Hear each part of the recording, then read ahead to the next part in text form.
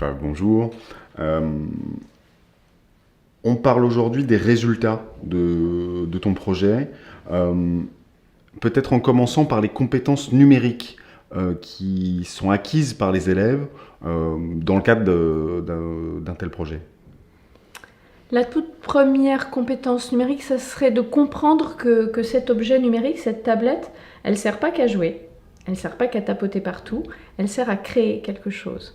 Et à créer quelque chose dont on est fier, qu'on va pouvoir partager avec ses parents, etc. C'est notre troisième production là depuis le début de l'année scolaire. Donc ils ont l'habitude, ils commencent à prendre l'habitude à créer sur Book Creator et sur d'autres applications. Et donc maintenant sur ce projet, ils peuvent seuls appuyer sur le bouton plus, appuyer sur ajouter un son. Voilà, on monte en compétence petit à petit.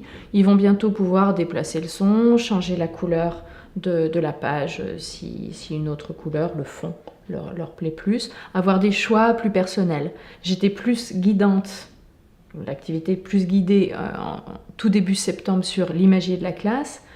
Elle a été un tout petit peu moins sur Dans mon école il y a, c'était notre deuxième création, où je les ai laissés un petit peu plus libres des choix. Dans mon école, il y a une cantine, dans mon école, il y a un dortoir, la connaissance des lieux et des personnes, pas seulement des lieux.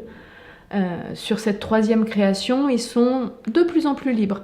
Sur la prochaine, on va retourner au cinéma, on va reprendre ce format-là, qui pour eux va devenir, pas une habitude, ça serait une routine, mais en tout cas une manière de travailler qui leur sera plus familière. Et puis on va décliner aussi la manière sur la petite poule rousse pour raconter une histoire, toujours avec ses propres mots, et toujours pour garder trace de cet oral. Comment tu imagines de faire évoluer ce projet par la suite ? J'imagine de le faire évoluer D'abord cette année, avec d'autres applications que j'ai déjà préparées. J'ai déjà préparé des jeux sur les films que nous sommes allés voir au cinéma pour retravailler plus précisément le lexique, selon les besoins de chacun. Des jeux plus ou moins compliqués, avec des petites questions de compréhension de plus en plus fines pour s'adapter à chacun. Il y a une grande hétérogénéité dans la classe. Sur TinyTap, j'ai créé un premier jeu. Sur Beatsboard aussi, avec des jeux de vocabulaire. Vraiment, là pour un vocabulaire plus basique. Sur les vocabulaires, le vocabulaire qu'on a rencontré dans les courts-métrages.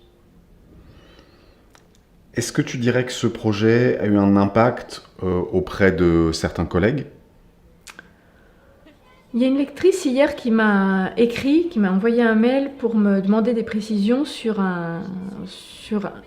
une des propositions que j'avais faites, des albums éco, toujours avec cette application Book Creator, et qui avait besoin d'aide, qui avait besoin d'un petit coup de pouce. Donc j'ai répondu tout de suite. Et oui, donc je vois que les collègues se saisissent d'idées, somme toute assez simples, que je peux proposer ici et là.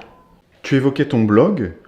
Est-ce que tu peux nous en dire un mot et la manière dont tu l'utilises dans ton activité ? Oui.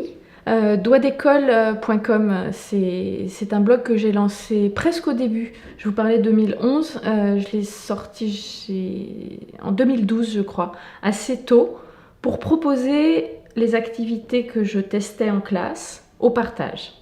Pour les partager avec d'autres, pour me sentir moins seule dans la classe aussi, et pour éviter aux collègues qui démarreraient comme moi d'avoir à refaire tout ce chemin un petit peu fastidieux de défrichage, de débroussaillage, et que ce soit peut-être plus facile.